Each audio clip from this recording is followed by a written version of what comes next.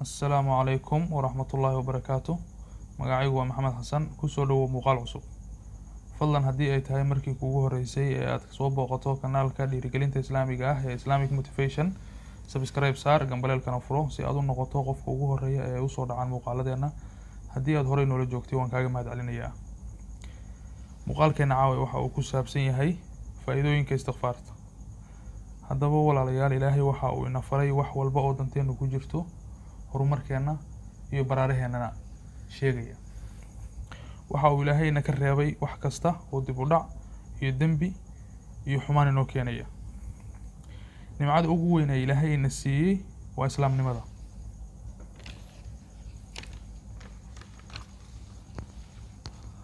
haddaba walaal, fahamka diinteena waa iftiinka nolosha, waa horumarka qof walba oo muslim ah. haddii aan u gudbo mowduuceena maantay oo ah faa'iidooyinka istighfaarta.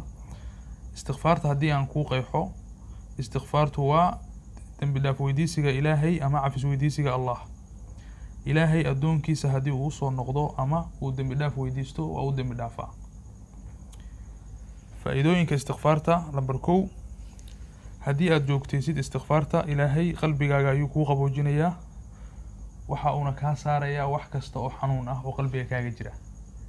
waxa uu kaa saarayaa xanaaqa, waxa uu kaa saarayaa cuqdada, waxa uu kaa saarayaa dhibaatada, farxad ayaad helaysaa. qodobka labaad, ilaahay waxa uu kuu furayaa albaabada risaaqada. risaaqad waasac uu ilaahay ku siinayaa, waad farxaysaa, yacni waxba ma weynaysid. qodobka saddexaad, faa'iidada istighfaarta, qodobka saddexaad waxa weeye waxa aad jeclaanaysaa cibaadada. waxaad noqonaysaa qof ku soo jeeda cibaadada, waad u degdegaysaa.